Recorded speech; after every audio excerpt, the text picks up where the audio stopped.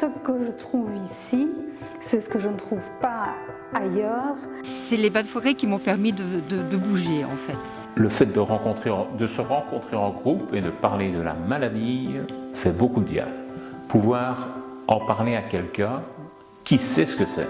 C'est important de participer en collectif parce qu'on devient plus vivant dans le regard de l'autre. Maintenant j'ai arrêté de travailler, donc c'est le seul côté social que j'ai. C'est un endroit où j'ai rencontré des amis. On peut partager. Ça aide aussi en se disant on n'est pas tout seul. Et puis on peut se soutenir mutuellement. En collectif, c'est porteur, elles échangent. Donc quelqu'un qui a plus difficile au début va entendre les commentaires ou l'expérience de sa voisine et automatiquement elles vont lâcher prise et elles avancent 2 fois plus vite. Dans les ateliers de groupe, j'ai vraiment trouvé que c'était très riche de pouvoir partager avec des personnes qui ont le même genre de problématiques, qui me comprennent de l'intérieur. Et c'est vraiment important pour le moral des participants de pouvoir échanger ce qu'ils vivent au quotidien, ce qu'ils traversent comme difficulté par rapport à la maladie. C'est vraiment extraordinaire parce qu'on a des soins dont on a besoin et les personnes qui travaillent là sont extraordinaires. On vit des choses difficiles, mais on les vit avec le plus de bonheur possible grâce à ces ateliers.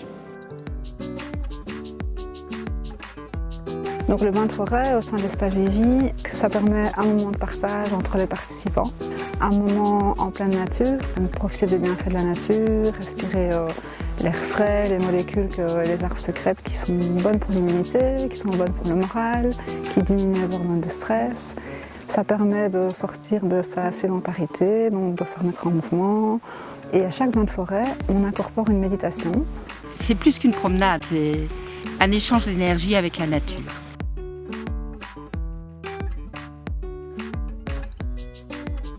La biodanza, c'est la danse de la vie. Ça a pour objectif de reconnecter les personnes à elles-mêmes, à la relation à l'autre et à la relation au groupe. Et on danse avec ce qu'on est capable de faire aujourd'hui, ce qui est vraiment intéressant pour des personnes qui se remettent en mouvement après un traitement de cancer. Danser, c'est se reconnecter à ses capacités, se remettre en mouvement, prendre du plaisir, parce que je me reconnecte à ce que je suis au fond de moi.